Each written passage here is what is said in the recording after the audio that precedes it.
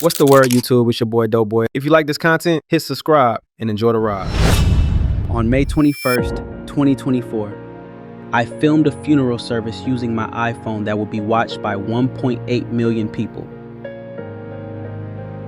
My name is Terrell Kennedy, and I'm a videographer who documents homegoing services for families in the Chicago community. When I walked into St. Malachy Church that morning, I had no idea I was about to capture something that would resonate with hearts across the globe. But the story you're about to witness, the story that drew all these people together, didn't begin in this sanctuary. It didn't begin with hymns and eulogies and a community in mourning. The story began with 27-year-old Tetorsha T Williams, known to her family as Bobo, whose life was taken on May 9th, 2024. What happened that day would devastate a family, shake a community, and lead to one of the most viewed homegoing services ever documented. This is Bobo's complete story, from the sister who blew bubbles as a baby, to the mother planning her future, to the legacy that 1.8 million people came to honor.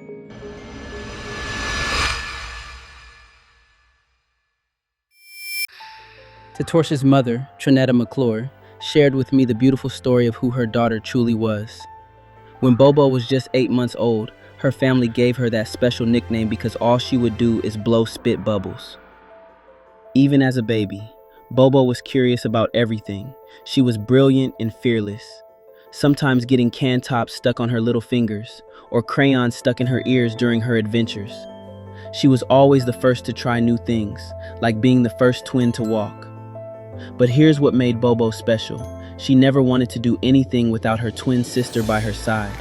That twin was Tetorsha Tatiana Williams, nicknamed Mushy, born together on June 28, 1996. These sisters were truly inseparable. Even though they had other siblings, it was always Bobo and Mushy. Every single job they ever had, from Miss B's kitchen to KFC, from Allied Security to Intercom Security. They worked together. They shared everything. Their love for Disney movies, their dreams, their lives. They were, as their mother says, yin and yang. But Bobo's love extended far beyond her twin. She had 4 other siblings she adored: Tatanisha, who they called Mommy; Tonisha Foster, known as Tony; Tamia McClure, called Princess; and Tyshawn McClure, nicknamed Duka Man. In this family, Bobo naturally became the caretaker. She cooked meals, made sure homework got done, and kept everyone in line. As her mother tells it, you couldn't convince her she wasn't the oldest, even though she was born second. Academically, Bobo was exceptional. She and all her sisters graduated from St. Malachy Elementary together, from kindergarten through 8th grade. At Our Lady of Tepeyac High School, Bobo truly shined.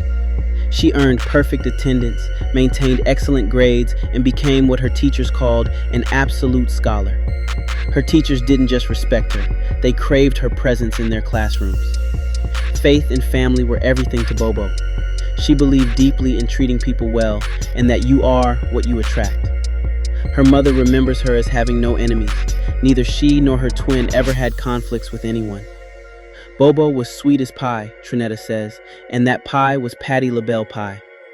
When Bobo's son Christian Scott was born on August 13, 2018, her world became even more focused on family. She was already planning their future together, working toward buying a 3-flat building with Mushy and their mother. But alongside these beautiful plans was a relationship that had begun in 2015 with Kevin Scott, known as Rel. This relationship, which should have brought joy, would ultimately change everything. In 2015, after graduating high school, Bobo met Kevin Scott, known as Rel. They met while the McClure family lived on California Avenue. Their relationship began during a hopeful time. Bobo was starting college at Malcolm X, studying childcare. When the family moved to their new home on Madison Avenue in January 2017, they welcomed Kevin into their household when he got out of jail. Trinetta treated him like family, showing him love she believed he needed. For years, he was part of their daily life. But everything changed when Bobo and Kevin got their first apartment together in June 2022, moving in that September. The controlling behavior began slowly. Bobo stopped coming around family as much. On her off days, she'd stay home instead of visiting. Kevin would threaten her friend Kiki, saying he beat her ass. He tried to isolate her from everyone, even getting into conflicts with her twin sister Mushy. Despite the red flags, Bobo always felt she had control of the situation. When family expressed concerns, she'd say, "It's okay, I got this," or "Rel, calm down." She was working toward independence, getting her own apartment at 1824 South Central Park Avenue, and planning to buy a 3-flat with Mushy and her mom. But Kevin's controlling behavior was escalating, and Bobo was caught between the man she loved and the family she adored. On May 8th, he came over to get his son at around 10 p.m. at night. When he came and got him, I didn't know he came and stole some of her clothes, including some pajamas that had her house keys. Bobo made it home at 1436 Trumbull Avenue, early morning May 9th around 2:45 a.m. She went into the back room to take off her work clothes and put on her pajamas and noticed they were gone. She put on some other clothes instead and tried to call him multiple times, but he wasn't answering. So she went to sleep and woke up that morning to get the kids ready for school as usual. The next morning, Rel popped up. Privately, Bobo asked Tetorsha to ask Rel to take the kids to school. Once he did that, she went to their apartment and tried to look for her clothes, and when she got there, they were on the porch in a bag soaking wet because the previous night. When she returned to the house with her family on Trumbull, she still didn't have her keys. Afterwards, her, Tetorsha, their 2 sisters, their brother, were all chilling in the front room. They pulled out a bouncy house for the kids after school and wanted to check if it had a hole in it. Bobo asked her brother if he could get change so she could go to the laundromat. Her brother made a joke. "You gonna give me $20 if she goes?" She responded, "I don't have $20 right now." And that was the end of the interaction. After that, Tetorsha went to sleep. She woke up when the kids were about to get out of school, and she noticed Bobo was gone. Once her brother noticed, he said, "Dang, I was just playing. I would have got the change for her." Tetorsha thought she went to the store to go get change and to the laundromat. She didn't check in the back room to see if her clothes were gone or not.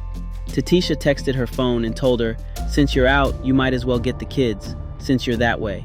But she didn't get a response, so she went to get the kids herself. When she made it back home, she went to the kitchen and was standing by the counter, still trying to get in contact with her, with no success. Naya and Princess were walking in the kitchen at the time, so Tetorsha asked them, "What does it mean when your phone ringing, but your texts aren't going through?" They explained it to her, and she told them that she has been calling Bobo since between 2:30 and 3, and she got no response. Tetorsha then called her mother and asked her if she talked to Bobo, and she replied, "No, why?"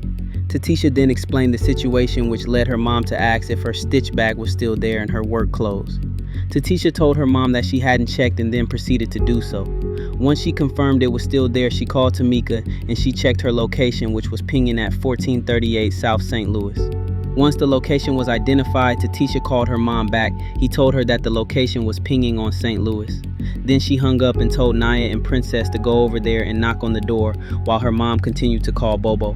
Naya and Princess called Tetorsha back and told her that they heard the TV, but no one is answering. When Trinetta made it to St. Louis, she instantly called the police for a well-being check. She asked the first floor neighbors if they saw her daughter coming from the 3rd floor, and they said no. They said they got a call from the 2nd floor neighbors asking if they heard that. She said it sounded like gunshots. She said they usually fight a lot, but this time it sounded like they were throwing each other through the walls. She heard gunshots and then a loud boom. Once the police came, they took the 1st floor neighbor's statement and the 2nd floor neighbor's statement. The police were waiting on the Sarge to give them the okay to break the door down. Somebody called Trinetta's son and he tried to talk to the police about their procedures, frantically asking them, "What are you waiting on?" Growing impatient, he went to go get their dog from Trumbull and then went around to the back door. They went up the stairs and Chase started to scratch on the door and then he laid down.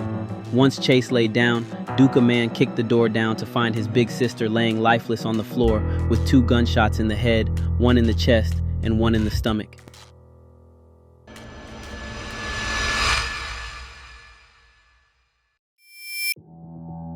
For 2 months, Kevin Scott remained free, but Trinetta had a mother's intuition. Sunday, July 7th, Chase ran away. He ran down St. Louis towards Douglas, and when he got to Douglas, he went towards Central Park. Tuesday, July 9th, the police knocked on Trinetta's door and told her that her dog was found dead on 5th and Cicero. This was around 8 o'clock at night. That confirmed Trinetta's intuition that Rel was still in Central Park and didn't flee the city. Detective Monterono called my phone, but I didn't answer because I was asleep. So he came to my house to let me know that they had him in custody. On July 18th, 2024, at 11:30 p.m., Kevin Scott walked up to the police and told the police his name and that he had an active warrant for murder. They hopped out the car and arrested him, but they were not actively pursuing. Here's what broke my heart about this story: the community response, or lack thereof. As Trinetta told me, the community did not respond at all. It was pretty much just me and my family with a few exceptions. The local churches in the neighborhood didn't show up, the aldermen didn't reach out, the pastors did not reach out. They didn't get the support they needed from their community.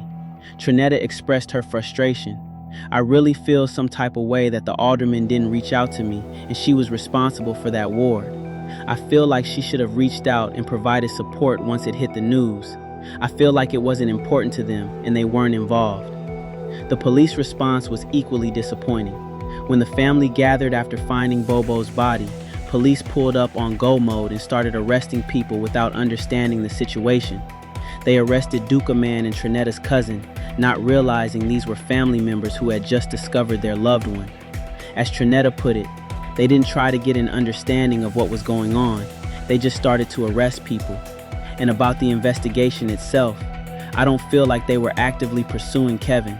I feel like they did their job to a certain extent. If Kevin never walked up to them and admitted his crimes, he would still be walking around untouched to this day. Kevin Scott now awaits trial for first-degree murder, but as Trinetta said, I don't feel like justice has come because we are still going back and forth to court. Maybe I'll feel a bit better once he's fully convicted and sentenced.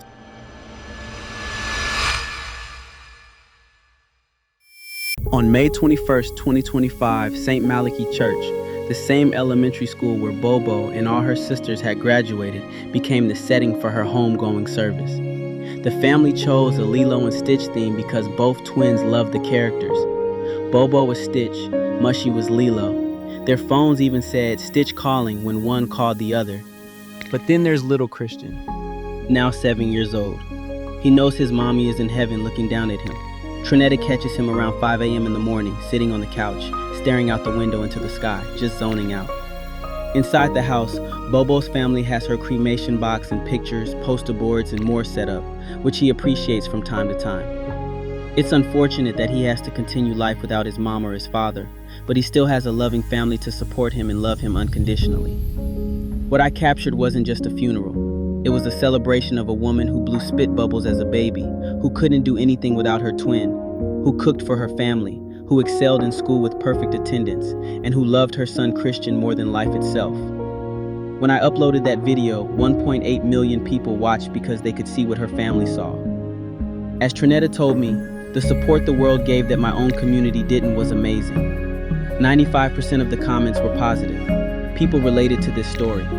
And when I sat down with Trinetta for this interview, she said something that still gives me chills. You are everything. You really are the one. I really hope you succeed with your career. To women in dangerous relationships, Trinetta's message is clear. You are not alone. My daughter was a strong woman and she thought she had the situation under control. She was slowly but surely getting away, but her walking away cost her her life. Bobo would want people to remember her happy, outgoing soul, the big kid at heart who was sweet as Patti LaBelle pie. She would want them to remember her smile, her walk, her conversations, and her ability to have fun. She always strived for greatness in herself and in others. Her story continues to save lives by showing that domestic violence can happen to anyone, even someone as strong and loving as Tetorsha Bobo Williams. If you're in a dangerous relationship, resources are in the description below. If this story moved you, please hit that like button. It helps more people find these important stories. And if you believe these young lives deserve to be remembered with dignity and their family stories deserve to be told with respect, subscribe to this channel. I'm here to honor these families, not exploit their pain. To the families watching who have lost someone and want their loved one's story told with the same care and respect I've shown Bobo and Davion, my email is in the description below. Reach out to me. I'll sit down with you, listen to your story, and help the world understand who your family member really was beyond the headlines. Follow me on Instagram to connect with me directly and see behind the scenes of how these stories come together. These aren't just to me, they're legacies, they're memories, and they're proof that every single life matters.